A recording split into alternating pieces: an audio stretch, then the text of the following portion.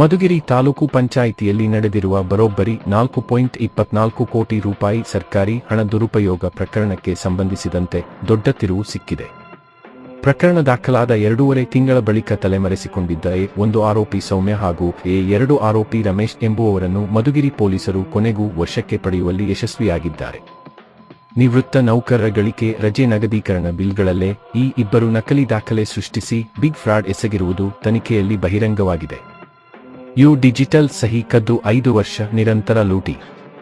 ಮಧುಗಿರಿ ತಾಲೂಕು ಪಂಚಾಯಿತಿಯಲ್ಲಿ ದ್ವಿತೀಯ ದರ್ಜೆ ಸಹಾಯಕಿಯಾಗಿದ್ದ ಸೌಮ್ಯ ಎಂಬಾಕೆ ಈ ಮಹಾ ವಂಚನೆಯ ಮಾಸ್ಟರ್ ಮೈಂಡ್. ತಾಲೂಕು ಪಂಚಾಯಿತಿ ಕಾರ್ಯನಿರ್ವಹಣಾಧಿಕಾರಿ ಅವರ ಲಾಗಿನ್ ಐಡಿ ಹಾಗೂ ಡಿಜಿಟಲ್ ಸಹಿ ಕೀಯನ್ನು ಯಾರಿಗೂ ತಿಳಿಯದಂತೆ ಕದ್ದಿದ್ದ ಈ ಕಿಲಾಡಿ ಲೇಡಿ ಕೋಟಿ ಸರ್ಕಾರಿ ಹಣವನ್ನು ಲೂಟಿ ಮಾಡಿದ್ದಾರೆ.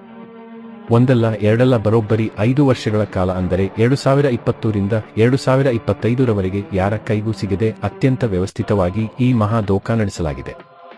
ಮೃತಪಟ್ಟ ಹಾಗೂ ನಿವೃತ್ತರಾದ ನೌಕರರ ಹೆಸರಿನಲ್ಲಿ ನಕಲಿ ಬಿಲ್ಗಳನ್ನು ಸೃಷ್ಟಿಸಿ ತನ್ನ ಕುಟುಂಬದವರ ಬ್ಯಾಂಕ್ ಖಾತೆಗಳಿಗೆ ನೇರವಾಗಿ ಸರ್ಕಾರಿ ಹಣವನ್ನು ವರ್ಗಾವಣೆ ಮಾಡಿಕೊಂಡು ಸೌಮ್ಯ ಜಬರ್ದಸ್ತ್ ಆಗಿ ಲೈಫ್ ಎಂಜಾಯ್ ಮಾಡಿದ್ದಾಳೆ.